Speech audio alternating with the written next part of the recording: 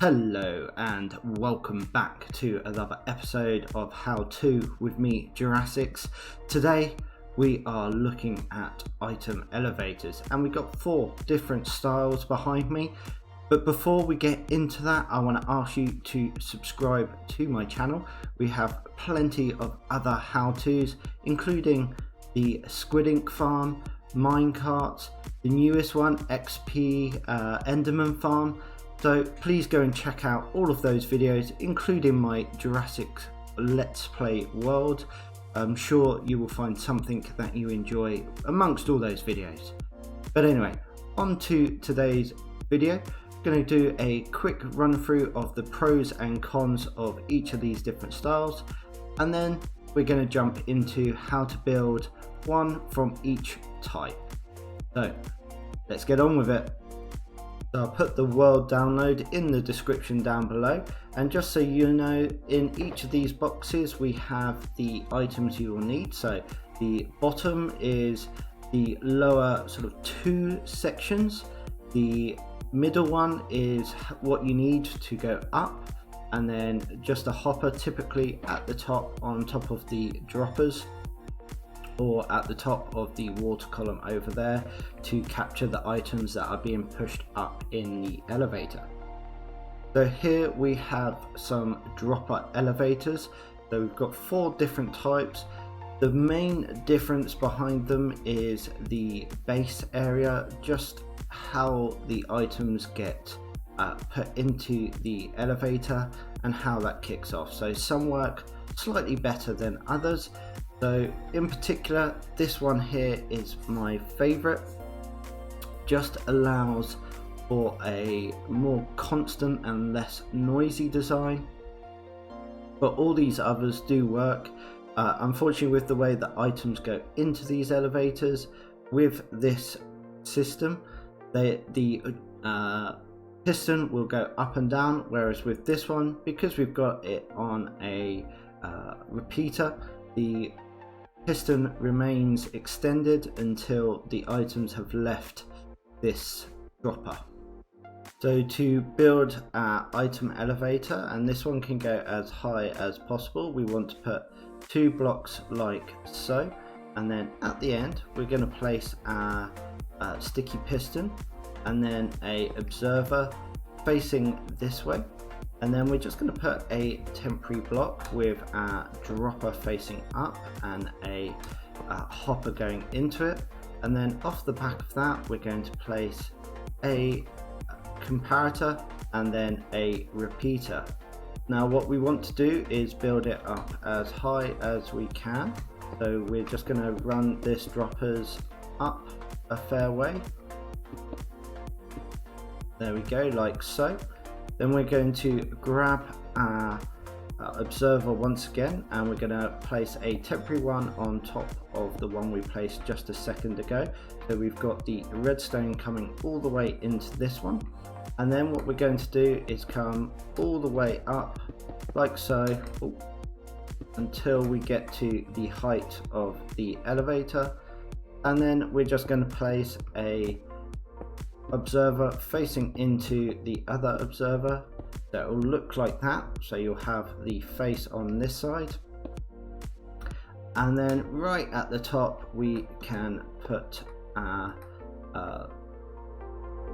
hopper, and then this can go in any direction. So if we wanted to bring it out like so, we would just have that angled like that, and then the items would come out here. So let's just grab a few. We can put them in the hopper down here, and we can hear it. The items are coming up like so. Oh, and this is what happens. So if we change it to 3 ticks, it will then stay up as long as there's items, so you won't hear that piston extending on and off, and then all the items get to the top. There we go. And this can go as high as possible, really. There is no limit on how high this elevator can go. Now we're going to look at probably a more classic item elevator, and this has to be up in multiples of 2. You can't have it in odd numbers, not even, so it has to be even numbers of heights. So what we need to do here is we'll get a block like so, and then on top of that we will place a comparator, then we'll place 2 blocks, and then on the other side opposite the comparator we'll place a redstone torch, and again on the other side like so, and then we will run a comparator running into the back. So this is very much a mirror of each other.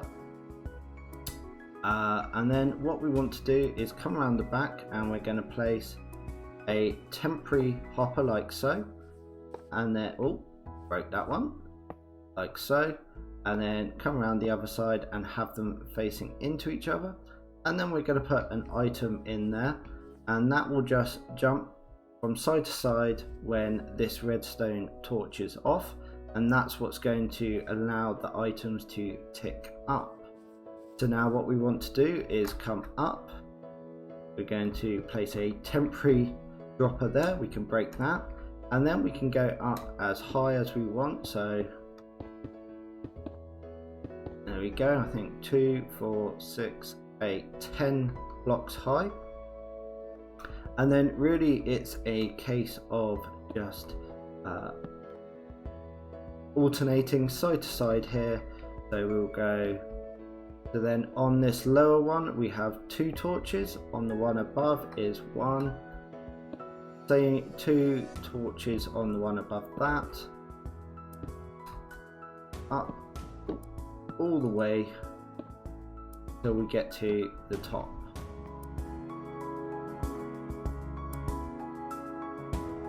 Now we just place in our hoppers like so, there we go, and we can put in our input there, and let's just throw those in. There we go, we see it clicking side to side, so like so, quite silent, and then we see the items getting up here.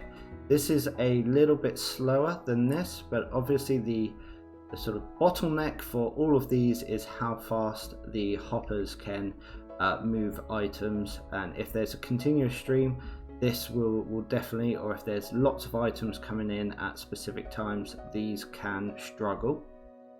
So this next design is a one wide tileable. So unfortunately these may look like it, but sometimes there's some weird quasi connectivity with the pistons, or you have issues with redstone that sort of overlap.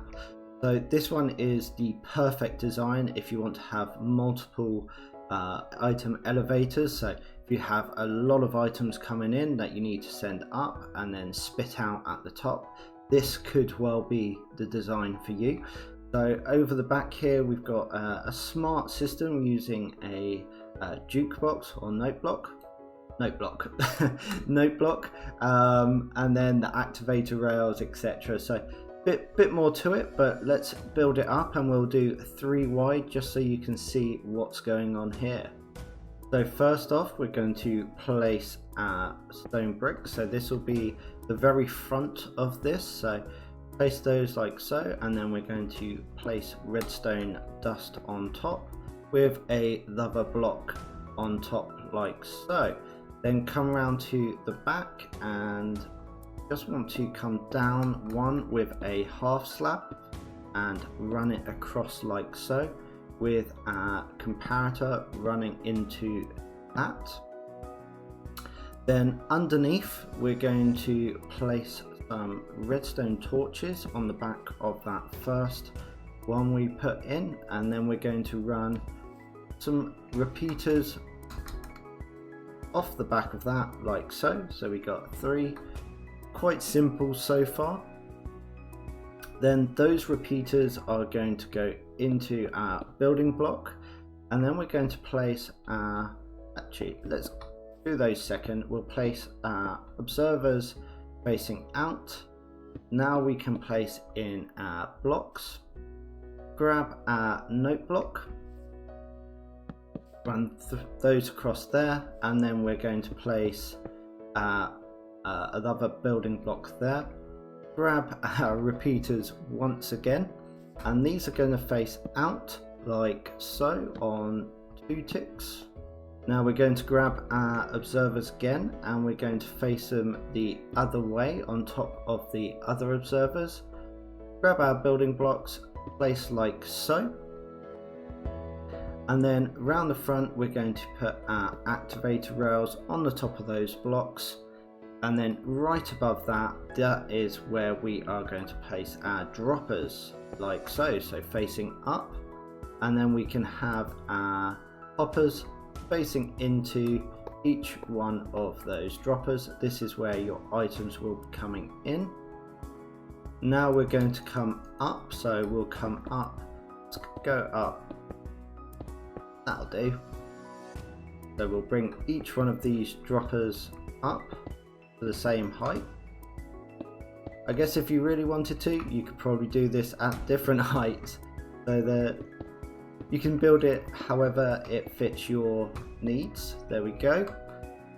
Get rid of that one. And then round the front here, what we want to do is grab our observers, and then on top of these bricks here, we're going to place our observers like so, and just repeating, oh, too high, repeating all the way up so the red dot faces towards the dropper.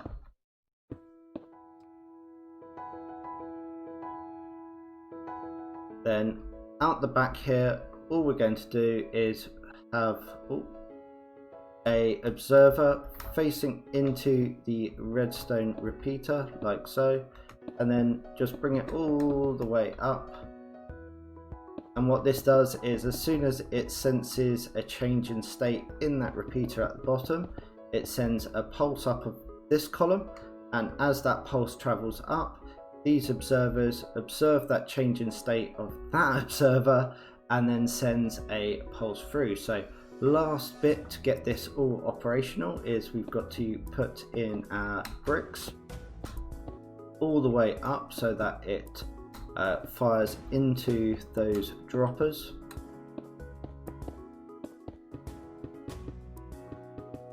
Like so. And then we'll just bring this out like we've done with the others, so that we can have hoppers at the top. There we go. And that is it. So if we throw in some blocks, we'll see this kicking off, and this should be pretty quick now. There we go. We're seeing 3 come up at a time, so that really speeds things up. So if you have a water stream coming over these hoppers, as soon as one gets backed up, it will naturally let the items go onto the next one, and you can have them all running up into your storage or wherever it may be. So I missed one thing when we were building this. What we need to do is ensure our rails are pointing in the right direction. The easiest way is to do it like so that they all remain pointing, they don't connect, and then you can just jump in and put in the repeaters, and then what we can do is we'll see that all of the items go to the top. So if we put in, let's just put in half, then we'll see it all going to the top very quickly and all reaching the top. So that's maybe if you're having issues with all the items not getting to the top of this elevator, that will be the easy fix for it, just making sure the rails are pointing in the right direction. So I'm just going to build it above ground so you've got better visuals of it. So we're going to place our block like so, and then our dropper facing up, and then off the side of that we're going to place our comparator, and then that's going to go into a little clock. So we'll have redstone dust there, repeater, and then a sticky piston which will face like so. And then we are going to place this block this way, so it will be facing into or towards the dropper, and then we're going to place a temporary block, and like so. So then we have the two faces facing towards each other when this piston extends. So we throw in some of these, it goes quite quick. Now we're going to place our hoppers going into that dropper. We're going to place a block of dirt on top of our dropper, and then around that we're going to place our glass for our water column. Now this one can go as high as you want it to. It works perfectly fine for any of those types of designs where you need items to go a very long way vertically. Go, and one last one. There we go. And then what we want to do is that place a little protective area around where we're going to place our water. So we will, like so, and then we're going to have our hopper for collecting these items. Oh, jeez. There we go. We got there eventually. Now at the top here, we want to place our bucket of water. So you can see the water's running all the way down and then over to our hopper. Now at the moment, if we put items in up here, they're just going to sink down to our dirt block, and if we were to put our soul sand there, it would not do that either. So what we need to do is change all of these blocks to solid blocks or solid water blocks. So if we come down here, kelp, and then we need some bone meal to grow this. Forgot about the bone meal. So if we just stand at the bottom here and keep spamming it until it stops growing, there we go. That will turn all of these running water into water blocks. We did not want to do that. There we go. We survived. And now we grab our soul sand and place it on top of our dropper, and there we go. That's how we know it's working. And then what you want to do is just put a cap above this, because otherwise you'll see items flying up into the sky and landing a bit hickledy-pickledy everywhere. So now we can place our items in our hopper there. See them going up. If you want to stop this happening, you can put that to 3, and that will just slow it down a bit. The other thing, if you have multiple water streams or multiple hoppers, this will speed it up. So if we grab some more, we'll put those in and then put those in there, we'll be able to get twice as many items into the dropper, and then twice as many will be shot up the top here. There we go. Lastly, if you want to remove all of the redstone in the item elevator, what you can do is something like this. So we have packed ice underneath our water with signs. You can use top half slabs, trapdoors, or anything just to stop or to refresh the water. That runs into soul sand columns, or with our water column going up. So just as we did on this one, kelp will build or make the block solid, a cap at the top, and then that will run off to wherever it is, and then that way you're not even using any of these redstone components. So that is your secret design if you didn't know this already. And all of these are really useful in their different scenarios. I have this one, this one, this one, and this one all in my single player world, and this one is definitely going to make an appearance once we get our huge multi-item storage system in and working on our Let's Play. And that is going to be it for today's tutorial. Hope you've enjoyed it. Please don't forget to subscribe. Really looking to build my subscribers, and look forward to seeing you again on the next episode of How To with me, Jurassics. Bye!